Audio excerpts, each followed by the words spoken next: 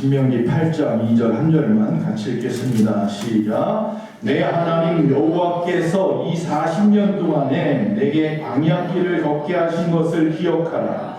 이는 너를 낮추시며 너를 시험하사 내 마음이 어떠한지 그 명령을 지키는지 지키지 않는지 알려 하시라. 아멘. 오늘 하나님 말씀 제목 다 같이 읽습니다. 시작. 광야로 이끄시는 이유. 하나님께서 저와 여러분을 우리 평탄한 길, 순탄한 길, 대로가 아니라 광야로 이끄셨다면 거기에는 뭐가 있다? 이유가 있겠죠. 오늘은 이스라엘 백성들이 40년 동안 광야 생활을 하게 된 그 이유를 한번 생각해 보면서 혹시 지금 광야와 같은 삶을 살고 계시다고 한다면 거기에 대입해서 하나님과 나와의 관계도 다시 한번 생각해 보기를 원합니다. 여러분, 광야, 우리가 보통 인생길을 뭐라고 말해요? 광야라고 말을 해요. 어떤 국회의원이 이번에 탈당하면서 내가 광야로 나가서 내 문제를 해명하고 다시 돌아오리라 이렇게 말을 하는데, 여러분, 광야라고 말하는 것은 어떤 의미냐면 길이 없다는 겁니다. 척박하다는 겁니다. 여러분의 인생에 지금 길이 없어 보이고 앞이 암담하고 낭떠러지 같고 불안하고 척박하다면 지금 여러분은 광야를 걷고 있는 것일 겁니다. 그런데 이스라엘 백성들은 몇 년 걸었다고요? 40년을 걸었어요. 사람마다 걷는 기간은 다를 수 있지만 그 걸어가는 그 시간만큼은 우리에게 오히려 복되어야 할 줄로 믿습니다. 여러분이 출애굽한 이스라엘 백성들을 하나님께서 광야길로 내몰았습니다. 홍해를 가르고 넘어갔더니 곧바로 가나안인 줄 알았더니 그게 아니라 광야였습니다. 그런데 이스라엘 백성들이 광야길 중에서도 특별히 직선길이 있어요. 해안을 따고 지중해 해변을 따라서 쭉 올라가면요, 얼마나 걸리면 되느냐? 320km면 갈 수 있어요. 그러니까 서울서부터 부산까지도 안 가요. 한 대구 정도 갈까요? 그 정도만 가면 되는 거리예요. 길지 않아요. 그러면 보통 얼마큼 걸리느냐? 320km 정도라고 했으니까 하루에 50km를 걸으면 일주일이 걸리는 거고, 하루에 30km를 걸으면 열흘이 걸리는 거고, 하루에 3km 걸으면 100일 걸리는 거예요. 그러니까 기껏해야 석 달이면 갈 수 있는 거리예요. 정말 천천히 걸어가도 석 달이면 충분한 거리를 몇 년 걸렸다? 40년이 걸렸어요. 근데 그 직선길로 하나님이 보내지 않고 다른 길, 이 남쪽 길을 갖다가 보내죠. 남쪽, 걸프만 쪽으로, 홍해 밑 쪽으로 해가지고 보내요. 그 길로 간 거리는 약 640km예요. 그러니까 2배 더 걸은 거예요. 그래봐야 6달이에요. 그런데 그 2배 더 걸은 길을 갖다가 하나님이 인도했는데 40년이 걸렸어요. 40년. 여러분, 종종 우리 인생길은 하나님의 인도하심을 보면 참 비합리적이고 비효율적으로 나를 이끌어 가시는 것처럼 보일 때도 있을 겁니다. 아, 내가 하나님을 믿는데 하나님이 천하의 모든 것을 창조하셨고 나를 창조하셨고 나를 아시는 분이고 하나님은 복주기 원하신다고 했는데 왜 나에게 이런 광야길을 굳이 지금 빨리 능력 주셔서 빨리 다 부어주셔서 일 시키면 더 많은 일을 할 것 같은데 굳이 답답하다는 생각이 혹시 드십니까? 하나님을 원망하지는 않으셨습니까? 하나님을 이해할 수가 없어서 하나님에게 따져 묻듯이 묻지는 않았었습니까? 그런데 성경에 보니까요, 우리의 생각이 맞지 않더라고요. 신명기 29장에 보니까 하나님의 어리석음이 사람보다 지혜롭다 그랬습니다. 하나님의 그 약하심이 인간보다 강하다 또 그러셨습니다. 즉 하나님이 아무리 어리석어 보여도 우리보다 지혜로우십니다. 할렐루야. 여러분 각자가 생각하는 계획이나 어떤 플랜보다도 하나님의 계획이 더 지혜로운 줄로 믿으시기 바랍니다. 나의 인생에 어떤 내가 생각했던 방향이 아닌 다른 방향으로 하나님 나를 이끌어 가시는 것 같아 보여서 어리석어 보이고 답답해 보일지 몰라도 그것이 나에게 보다 지혜이고 복이에요. 자, 그럼 왜 우리를 그런 광야길로 인도하셨을까요? 오늘 8가지를 빨리빨리 볼 건데요. 첫째로 보니까요, 하나님은 우리의 마음을 다 알고 계시기 때문이에요. 우리 인간의 마음을 꿰뚫어 보신다는 거예요. 여러분 한 사람 한 사람 지금 어떤 생각하고 있는지, 어떤 마음가짐으로 살아가는지, 아니 여러분의 능력, 우리가 알지 못하는 내 속에 있는 나까지도 너무나도 정확하게 하나님은 알고 계시기 때문이다라는 거예요. 여러분 해변길을 따라서 직선길로 320km 길로 가면 금방 가는데 라고 생각할지 모르지만요, 그 해변길에는 어느 나라가 있는 줄 아세요? 블레셋이라고 하는 나라가 딱 버티고 있어요. 이 블레셋은 원래 해적들이란 말이에요. 해적 출신들이 흘러 들어와서 거기서 땅 잡고 사는 사람들이 블레셋 사람들이에요. 나중에 다윗왕 때도 마찬가지고 그 이전에도 사사기서부터 시작해서 끊임없이 이스라엘 백성들을 괴롭혔던 사람들, 그랄 땅이라고 하는 그 땅에 있는 사람들, 5개의 소도시를 갖다 중심으로 해서 만든 도시국가들, 연합한 나라들, 이 험악한 이 사람들이 버티고 있는데 아무리 60만이라고 하더라도, 장정만 60만이라고 하더라도 그들은 전부 다 오합지졸이에요. 왜? 전부 다 할 줄 아는 건 뭐밖에 없어요? 집 짓는 일, 진흙 가지고 벽돌 만드는 일밖에 할 줄 모르는 사람들이에요. 애굽에서 430년 살아가면서 뭐만 했어요? 종노릇만 했던 사람들이에요. 노예 근성이 가득한 사람들이에요. 그런 사람들이 블레셋하고 싸울 수 있을까요? 아니요. 다 도망갔을 거예요. 그들이 홍해 앞에서도 얼마나 원망을 했고, 먹을 것이 없다고 얼마나 원망을 하고, 물이 안 나온다고 얼마나 원망했던 사람들이에요. 하나님은 나보다 나를 너무나 더 잘 알아서 그런 어려움이 앞에 오면 당장 두 발 두 손 다 놓고 다 뒤돌아서서 다 도망가 버릴, 다 애국으로 도망가 버릴, 다시 세상으로 돌아가 버릴 사람들인 거 너무나 잘 알아요. 그래서 초반부터 전쟁을 치르게 할 수 없었던 거예요. 뼛속까지 노예 근성을 가지고 있는 그 사람들이 그 노예 근성을 하루아침에 없앨 수 없기 때문이에요. 그들이 하루아침에 하나님의 군사가 될 수 없기 때문이에요. 그 군사가 되는 뭐가 필요해요? 시간이 좀 필요한 거예요. 여러분이 교회 처음 딱 나오자마자 세상의 습성을 다 버렸습니까? 세상이 하던 말투나 태도나 그런 생각들을 다 버렸습니까? 아니잖아요. 지금 10년, 20년, 30년이 지나도 아직 세상의 것을 놓지 못하고 있는데 말입니다. 아직도 세상 근성을 놓지 못하고 있는데 하나님 우리를 너무나 잘 알아서, 그런데 거기다가 저 악한 마귀 사탄가 딱 세워놔버리면 겁이 나서 도망가 버릴 인생들이, 아우 차라리 세상이 낫겠다.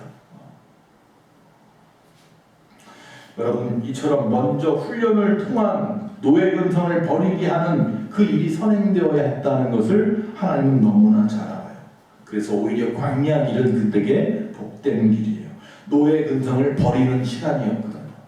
우리 안에 있는 세상에 노예된 근성들, 욕심에 노예되고 습관과 사고방식에 노예되고 이런 것들을 갖다가 버리는 시간이 필요해요. 그것이 그냥 가만히 앉아있다고 버려지지 않아요. 훈련이 필요하단 말이에요. 바둑을 혹시 두어보셨는지 모르지만 바둑에서 아마추어에서 가장 잘하는 게 1급이고 근데 프로에서 가장 못하는 게 1단이죠. 그러나 이 아마추어 1급 가장 잘하는 1급하고 프로 가장 못하는 1단하고 붙여놓으면 1단이 이겨요. 그 이유가 뭐냐면 아마추어는 기껏 자기 앞에 두수 세수 앞에밖에 못 봐요. 근데 프로는요 모든 판세를 다 이겨요.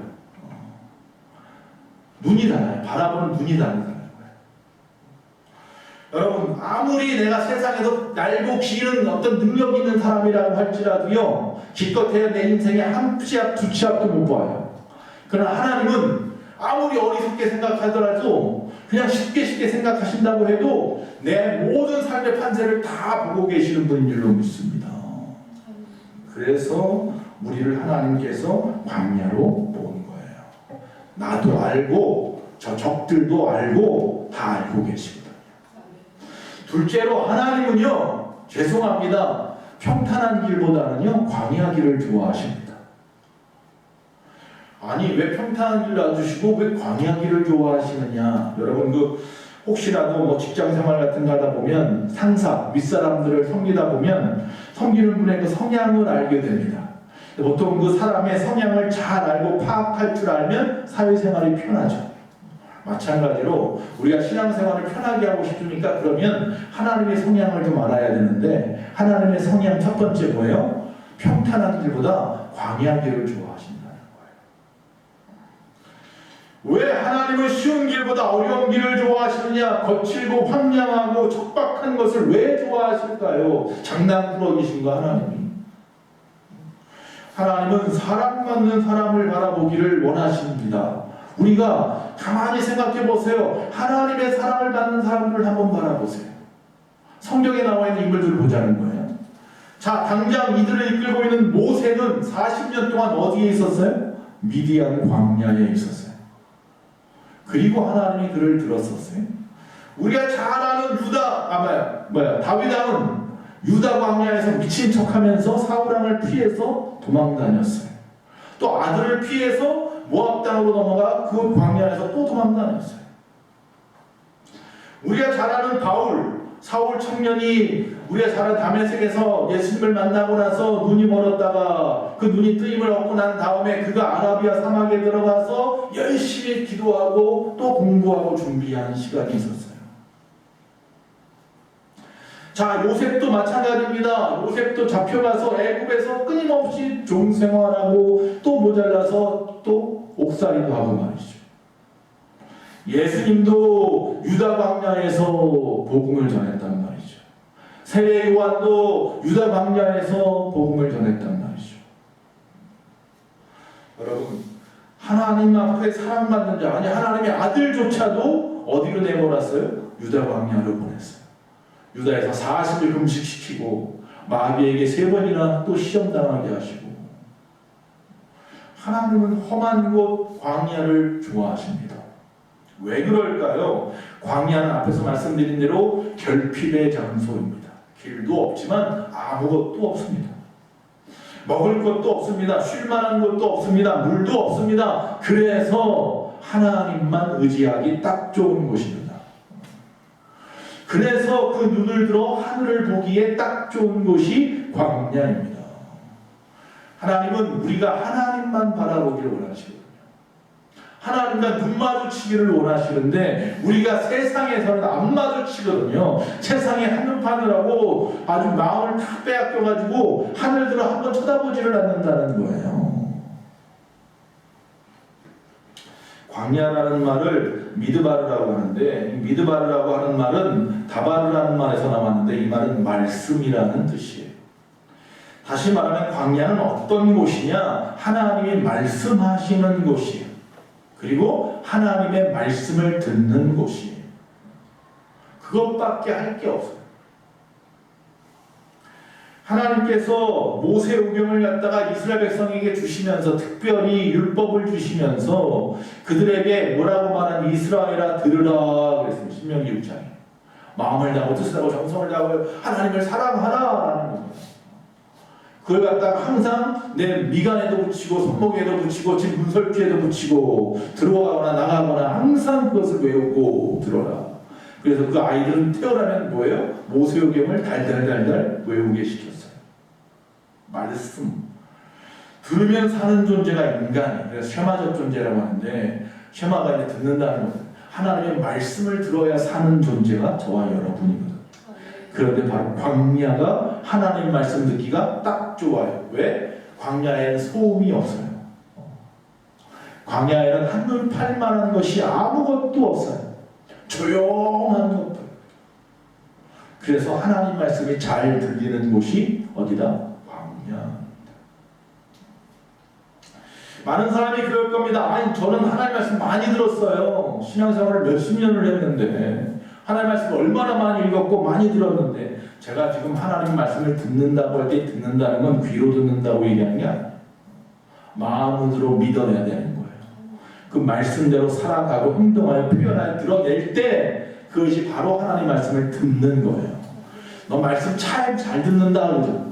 아이들이 엄마 아빠 말 잘 듣는다고 할 때 잘 듣는다는 말이 뭐예요? 그 말대로 잘 한다는 얘기잖아요.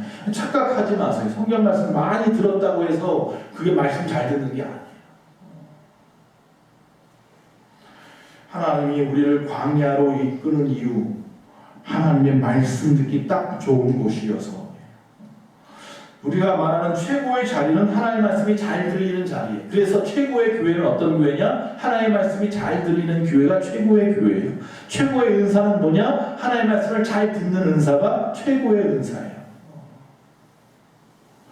지금 여러분이 광야라면 하나님의 말씀을 많이 들으십시오. 그리고 그 말씀대로 살려고 발버둥 치시면 됩니다. 그럼 벗어날 줄도 믿습니다. 세 번째로, 하나님은 우리를 보호하신다라고 하는 것을, 하나님이 우리를 보호하신다라는 것을 체험하기에 딱 좋은 곳이 어디다? 광야. 자, 이스라엘 백성들이 광야로 나아갔을 때 그들 앞에 뭐가 있었어요? 불기둥과 구름기둥이 있었어요. 하나님의 임재를 상징하죠. 항상 먼저 불기둥이든 구름기둥이 앞장서면 이스라엘 백성들이 그들을 따라갔어요. 그것이 멈추면 거기서 1년이고 2년이고 10년이고 그냥 멈춰 있었어요. 다시 말하면 하나님은요, 이스라엘 항상 앞에서 인도하셨어요. 그 이야기는 뭐냐면 어떠한 적이 앞에서 쳐들어와도 먼저 하나님이 앞에서 막아내시는 거예요. 광야는 그런 곳이에요. 절대로 여러분 혼자 아니에요. 여러분 항상 여러분 앞에 누가 계시다? 하나님이 계시는 줄로 믿으시면 하나님을 먼저 공격하지 않고는 절대로 여러분을 공격할 수 없습니다. 하나님의 보호를 이 광야보다 더 잘 느낄 수 있는 곳이 없다라는 거예요. 불기둥과 구름기둥에 인도하는 그 체험을 여러분이 해보셨습니까? 오늘 하루의 삶이 하나님이 인도하셨습니다라고 고백하는 자가 되어보셨냐는 거죠. 도시에서는 참 불가능합니다. 광야에서만 가능한 일입니다. 인생의 중요한 체험을 안락한 곳에서 하나님이 허락하지 않더라고요. 항상 인생에서 아주 대부분 스릴 넘치고 흥미진진한 아주 그런 체험들은 광야에서 일어납니다. 즉 다시 말하면 광야는요, 피할 수 없으면 즐겨야 합니다. 광야를 즐기십시오. 군대 가면 맨날 쓰는 말이에요. 피할 수 없으면 즐겨라. 모든 것이 자신의 힘으로 안 되기 때문에 하나님만 의지하는 겁니다. 모든 눈을 다 하나님만 바라보려고 노력해야 되는 것입니다. 그러면 하나님은 만나를 먹이십니다. 여러분, 이 광야 생활하면서 가장 좋았던 사람들이 누굴까 생각해보면 아내들인 것 같아요. 40년 동안 밥을 안 지었어요, 세상에. 밥 짓는 거 정말 귀찮은 일이잖아요. 제가 삼식이다 보니까 아침, 점심, 저녁을 다 먹어야 되는 사람이다 보니까 직장 생활하는 분은 가서 먹지만 저는 집이 가까워서 집에 가서 밥 달라고 하니까 밥 짓는 것에 대한 고충을 제가 좀 알아요. 여러분, 그런데 그 이스라엘 사람들이 광야에 있을 때 만나로 먹이셨죠. 또 그들은 병에 한 번도 걸린 적이 없답니다. 오늘도 감기 몸살 때문에 못 나오신 집사님도 계시고 요새 감기 몸살이 많이 심해요. 저도 또 며칠 동안 아팠었지만 또 검사해보면 또 코로나는 아니고 말이죠. 몸살, 감기가 많이 여러분 날이 갑자기 더워지고 추워지고 그래서 그런 것 같으니 조심하셔야 됩니다. 또 물이 나옵니다. 반석에서 막 물이 터져 나와요. 세상에 반석에서 나오는 물이면 얼마나 맛있을까. 이 반석에서 나오는 물, 이 물, 그런 물 마셔보셨어요? 신발이나 옷이 헤어지지를 않네요. 이건 좀 별로 안 좋을 수도 있어요. 새 옷 입고 싶은데 40년 동안 한 벌 가지고 살아야 되니까. 불기둥과 구름기둥으로 따뜻하게도 해주고 시원하게도 해주고. 그리고 광야가 나쁜 것만은 아니에요. 우리 인생에 지금 광야 같은 그런 길을 걸어가고 있다고 해도 즐길 줄 아시면 돼요. 그 똑같은 그 광야 길을 가는 어떤 사람은 즐길 줄 알고요. 어떤 사람은 끝까지 원망과 불평과 불만에 가득해가지고 질질 끌려가는 사람이 있어요. 누가 더 빨리 가겠어요? 즐길 줄 아는 사람이 똑같은 시간을 가도 더 빨리 가는 것 같을 거예요. 즐길 줄 모르는 사람이 끌려가니까 똑같은 시간을 가도 더 길게 느껴질 거란 말이죠. 여러분, 하나님과 동행하는 것을 만끽하십시오. 그게 인생입니다. 외롭고 힘든 가운데 하나님이 함께 하심을 깨닫기 위해서 하나님 우리를 광야로 내몰지도 모릅니다. 네 번째, 우리를 낮추시기 위함입니다. 혈기 많던 모세가 광야에 들어가서야 비로소 낮아졌습니다. 신명기 9장 6절에 보니까 우리는 목이 고든 백성이라. 모든 사람은 다 목이 고든 백성이에요. 광야 앞에서 무력감을 맛볼 수 있습니다. 광야 앞에 가야 비로소 야 내가 아무것도 아니구나. 내가 할 수 있는 게 아무것도 없구나. 실패는 성공의 어머니라 했습니다. 광야 앞에서 교만함이 무너집니다. 여러분 우리가 교만해지면 하나님을 잊어버립니다. 신명기 8장 12절에서 14절 내가 먹어서 배부르고 아름다운 집을 짓고 거주하게 되며 또 내 소와 양이 번성하며 내 은금이 증식되며 내 소유가 다 풍부하게 될 때에 내 마음이 교만하여 내 하나님 여호와를 잊어버릴까 염려하노라. 할렐루야. 모세가 이제 가나안에 들어가야 되는 2세대들에게 쓴 게 신명기잖아요. 새로운 계명이라는 얘기잖아요. 이 신명기에서 모세가 설교를 하면서 이만 하는 거예요. 너희들 가나안에 들어가면 배부르고 등 따숩고 막 은금이 늘어나고 집이 증식되고 막 이럴 텐데 걱정되는 게 하나 있다는 거예요. 그 안에서 내 마음이 교만하게 되어서 다시 여호와를 잊어버릴까 염려하노라. 정말 그렇게 됐잖아요. 정말 그렇게 돼요. 그러므로 겸손이 복입니다. 오히려 가난하고 외롭고 고난이 있고 병들어 있어도 오히려 지금이 복일 수 있습니다. 그래서 내가 교회에 나오거든요. 그래서 하나님을 찾거든요. 만약 우리가 형통하다면 그것이 교만으로 이어진다면 그건 복이 아니라 불행입니다. 그 부귀영화 그 건강함은 오히려 불행입니다. 그래서 하나님을 안 찾으면 우리가 교만해지려고 할 때요 오히려 그것을 감사의 조건으로 생각하시면 더 좋겠습니다. 나에게 모든 것 주셔서 감사합니다. 그렇게 돼야 되는데 사람들이 다 자기가 잘나서 겸손은 복의 근원이고 교만은 패망의 선봉이라. 베드로전서 5장 6절에 그러므로 하나님의 능하신 손 아래에서 겸손하라. 때가 되면 너희를 높이시리라. 할렐루야. 겸손하는데 어디서? 하나님 손 안에서 겸손하랍니다. 주 안에서 겸손한 사람들을 하나님이 높이어서 사용하시는 거예요. 다섯 번째로 우리의 순종 여부를 시험하시기 위함입니다. 2절입니다. 오늘 본문 말씀에 너를 시험삼아 내 마음이 어떠한지 그 명령을 지키는지 지키지 않는지 알려 하시리라. 환난이라고 하는 것은 우리 인생의 찌꺼기 같은 것들을 걸러내는 치료와 같다고 누가 그랬습니다. 인생의 모든 찌꺼기를 환난이라는 것을 통해서 걷어내십니다. 우리를 갖다가 연단하시고 난 다음에 정금과 같이 쓰시려는 것처럼 말이죠. 우리 안에 있는 모든 불순물을 다 빼려면 연단하는 푸른 불에 들어가야 하는 것처럼 말이죠. 광야는 그런 시간인 거예요. 내 안에 있는 모든 잘못된 찌꺼기를 다 제거하는 시간이라고 생각하시기 바랍니다. 그래서 우리가 하나님의 사랑과 그 믿음이 얼마나 순수하고 진실한지 그 일을 통해서 광야의 시간들을 통해서 시험하시는 거예요.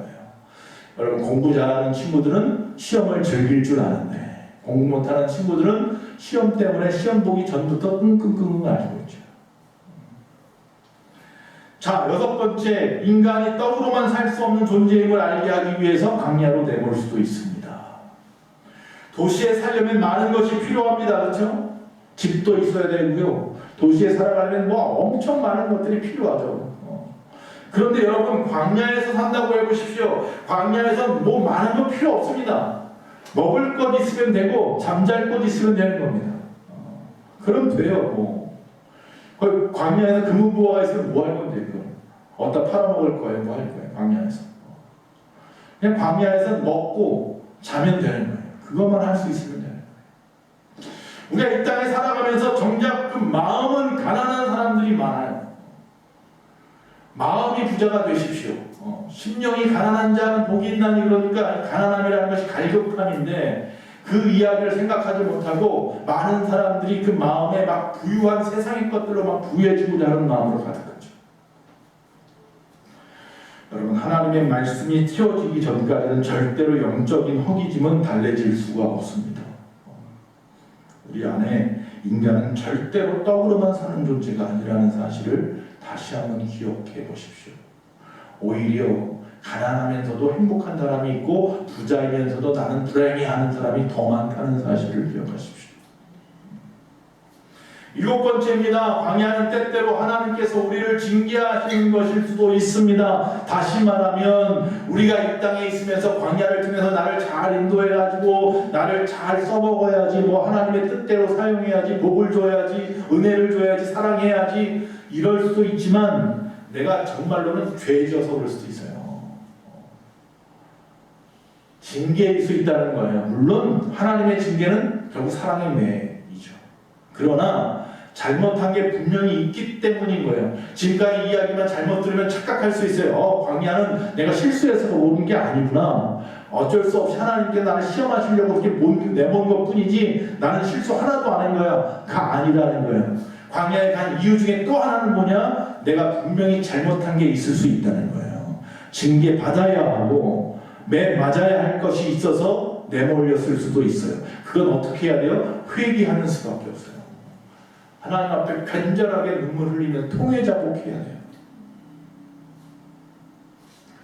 징계라는 말, 이 아싸를 한다는데 이 단어는 뭐냐면 사랑의 매를 말하는 거예요. 이 매 맞아야 할 때는 맞아야 돼요. 광야에 들어갔을 때 광야를 즐기라고 하니까 하나님의 회초리 들었는데도 그 앞에서 시기덕거리면 안 되는 거죠. 그때는 뭐예요? 눈물 흘리면서 나 살려달라고, 잘못했다고 그래야 되는 거죠. 그러나 마지막입니다. 결국은요, 우리를 가나안 땅에 들여보내기 위함입니다. 애굽에서 나와서 광야를 지나가면 그 다음은 어디예요? 가나안이에요. 할렐루야. 가나안 땅은 젖과 꿀이 흐르는 땅입니다. 그것은 오직 광야를 건너가야만 만날 수 있는 땅이에요. 광야를 지나야 젖과 꿀이 흐르는 땅에 들어간다는 것입니다. 신명기 8장 16절에 이는 다 너를 낮추시며 너를 시험하사 마침내 내게 복을 주려 하심이었더라. 할렐루야. 마침내 하나님을 복을 주시기로 작정하셨더라는 거예요. 나에게 채찍을 대시는 이유도, 나를 광야에 내몬 이유도 마침내 결국은 내 죄 때문일 수도 있고 나를 연단하기 위해서일 수도 있겠지만 어떤 것이든지 간에 결국은 복 주시는 분이 하나님이신 거예요. 결국 하나님은 나를 귀하게 쓰시려고 광야로 내모셨다라는 거예요. 하나님 우리에게 진짜 원하시는 것은 하나님의 복된 자녀입니다. 하나님의 자녀다운 자녀입니다. 정말로 애기중이 깨질까봐 금이야 오기야 그런 자녀 말고 어떤 상황 가운데 던져놔도 당당하게 싸워서 이기고 예수의 이름으로 물리치고 말이죠. 승리하는 그런 강한 자녀를 하나님으로 원하시는 거예요. 만약에 고난이 오면 더 이상 고난을 피하려 하지 마시고 고난을 주신 목적을 생각하십시오. 광야는 이처럼 깊은 깨달음과 훈련의 장소입니다. 광야에는 물이 없습니다. 희망이 보이지 않는 곳입니다. 광야는 고독한 곳이고 외로운 곳이고 눈물 나는 곳입니다. 하나님은 그런데도 우리를 광야로 이끄십니다. 하나님은 결국 그러나 우리를 하나님의 축복의 자리로 인도하십니다. 그 사실을 기억하십시오. 제가 언젠가 고난에 대한 이야기를 하면서 이디오피아 어떤 선교사님 이야기를 했던 기억이 있어요. 냇물을 건너가야 하는데 원주민들이 가만히 보니까 큰 돌을 하나씩 몸에다가 묶고서 지나가. 그냥 가기도 군류에 휩쓸릴까봐 걱정인데 그 무거운 돌을 왜 메고 가나 그랬더니 무거운 돌을 메고 간 원주민들은 다 건너갔는데 그냥 맨몸으로 쉽게 편하게 가려고 했던 사람은 다 군류에 휩쓸려고 하더라는 거죠. 그때 깨달았어요. 이 큰 돌을 묶어야 내가 이 길을 건너가는구나. 우리 인생길이 광야 같은 이유는 이 인생길을 안전하게 건너는 방법이기 때문이에요. 힘들어도 안전하게 건너가려면 광야 같은 짐을 내가 짊어져야 합니다. 여러분 광야의 길을 잘 건너가십시오. 할렐루야. 잘 건너가셔 승리하시고 가나안의 요단강을 가르고 넘어가서 그 땅을 차지하시는 저 여러분 되시기를 간절히 축원합니다.